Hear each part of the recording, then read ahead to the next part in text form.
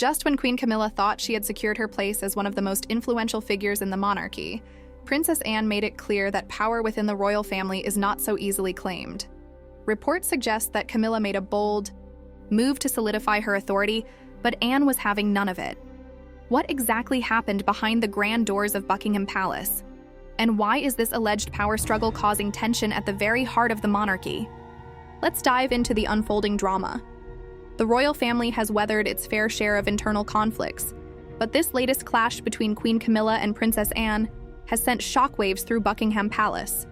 Just when it seemed that King Charles had established a firm grip on his reign, a quiet but powerful resistance emerged, one led by none other than his own sister.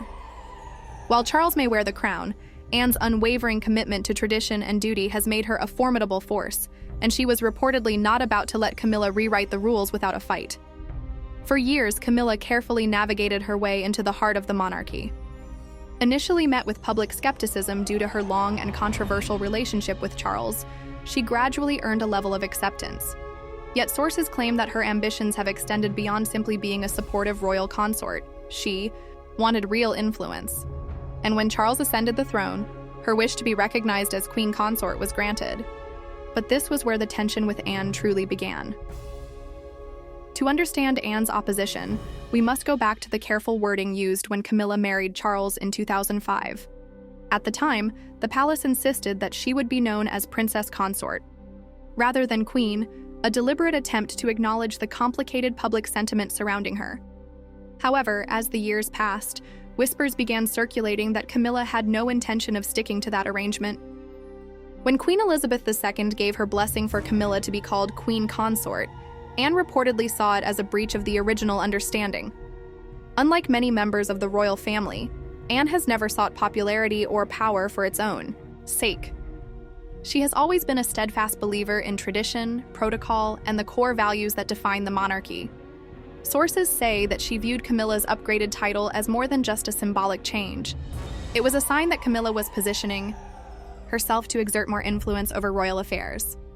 And that, Anne was determined to prevent.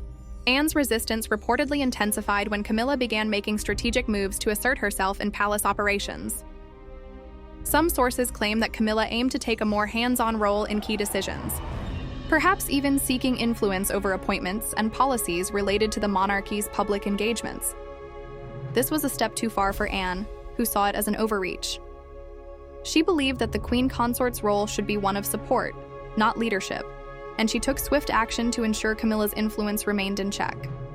Insiders reveal that Anne leveraged her deep-rooted connections within the royal household to block certain initiatives Camilla was trying to push forward.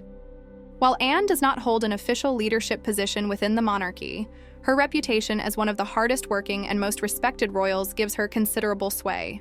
She reportedly worked behind the scenes with trusted palace aides and senior officials to ensure that Camilla's plans did not gain traction. This quiet but intense battle wasn't confined to palace meetings. It also played out in more subtle public ways, especially in how the two women presented themselves to the world. Anne has long been known for her no-nonsense approach to royal life. She rewears decades-old outfits, attends hundreds of engagements a year, and prioritizes duty above all else. Camilla, on the other hand, has embraced a more polished and high-profile image, favoring designer fashion and carefully curated public appearances. Some royal insiders claim that Anne viewed this as another example of Camilla prioritizing image over service, a stark contrast to the values Anne has upheld for decades. But the tension between them wasn't just about appearances, it extended to the very core of how the monarchy should operate. Anne believes that every working royal should pull their weight equally, without seeking special privileges. Camilla, while undoubtedly dedicated in her own way, has taken a more selective approach to her royal duties, focusing on fewer but high-profile causes. This, sources claim, became another sticking point between the two women. Anne reportedly felt that Camilla was not carrying her fair share of the workload, and that her role within the monarchy should remain limited rather than expanding. The most dramatic moment in this power struggle, however, came when it was revealed that Anne allegedly took steps to restrict Camilla's access to critical royal information. When a queen consort is expected to be a key figure in the monarchy, she typically has access to state briefings, confidential documents, and high-level discussions about royal and government affairs. However, sources claim that Anne, along with certain senior officials, quietly ensured that Camilla was kept out of these crucial decision-making processes. This wasn't just about denying Camilla paperwork, it was about limiting her influence. Without full access to these high-level affairs, Camilla's role would be more symbolic than substantive. While she would still appear at royal events and fulfill ceremonial duties, her ability to shape decisions from behind the scenes would be severely constrained. Anne's reported reasoning was clear. Camilla had not been born into the royal family, had not been raised in the traditions of monarchy, and had not spent a lifetime preparing for this responsibility. In Anne's eyes, that made her unqualified to wield significant influence. Understandably, this led to significant tension behind palace doors. Reports suggest that Camilla was furious when she discovered she was being left out of important briefings and meetings. She allegedly confronted senior aides and even appealed directly to King Charles, arguing that as queen consort, she had a right to be fully included in royal affairs.